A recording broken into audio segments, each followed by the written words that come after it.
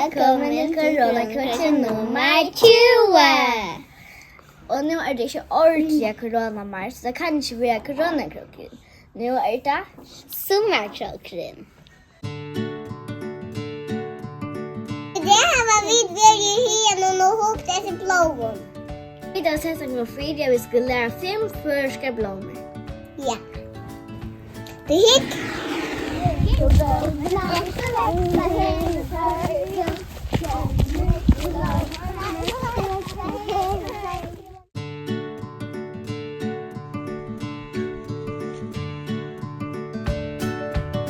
Buskevisa. En amma han säger buskevisa. Det har lyst akkurat sälja, men säljan hon är 5 blå. Och buskevisan hon är bara 4 blå.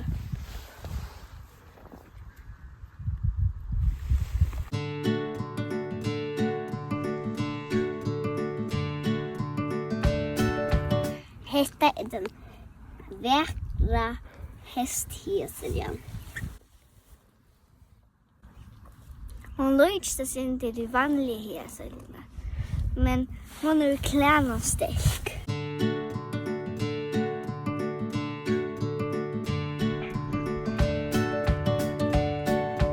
Hur är det här nu? Kattaklick. Kattaklägg.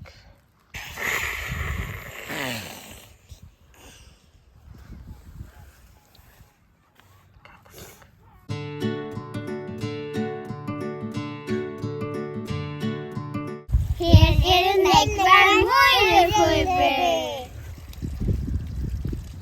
Muito bra dansa valle. Är det här kvita blomster? Där är Ja. mojrotuipa. Mojrefuipa. Och hur är det här goda? Lutla. Mojropuipa. Buskbände. Buskbände. Nej. Buskevisa. Buskevisa. Buskevisa.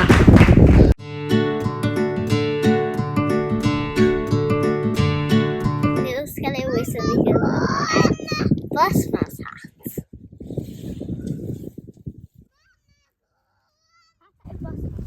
Här så kör vi bossmanshattar. Här sen är en i blomma.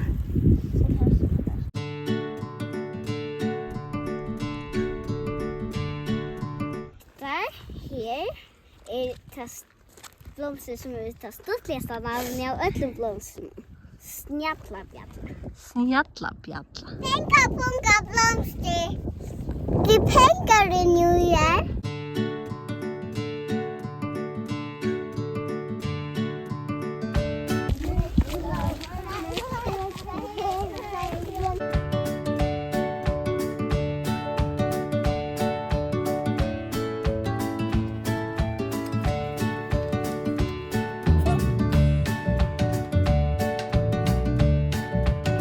Rosa.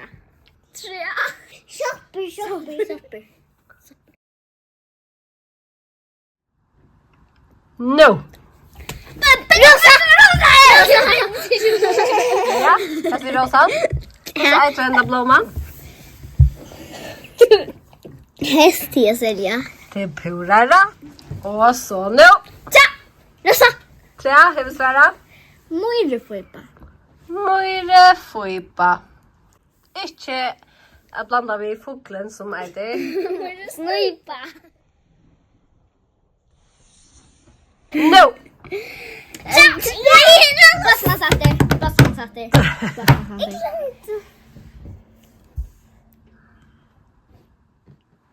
Och så. Nu. No. Rosa. Det är alltså tjejbar först. Det var kattaklick.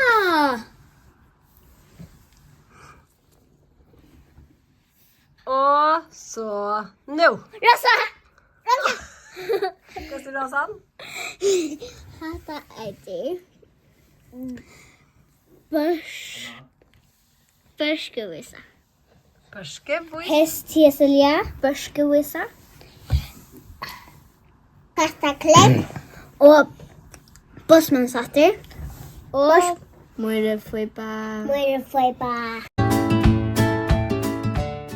Nu får vi det göra korsade mynter, börsor och blommor. Det här som man ska bruka är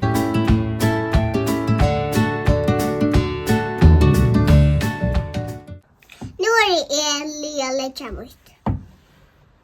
Nu lägger vi bälge, papiret och divi.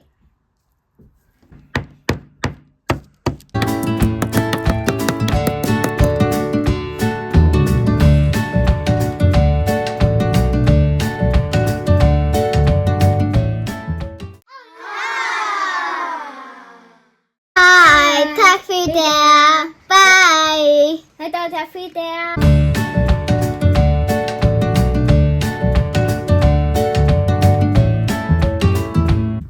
Det säger smära. Ja. Säger varglar.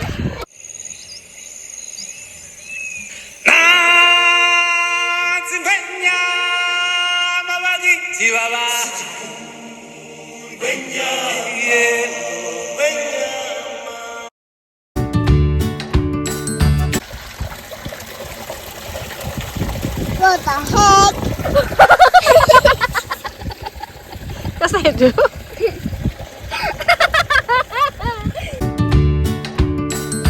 Bossmans hatt.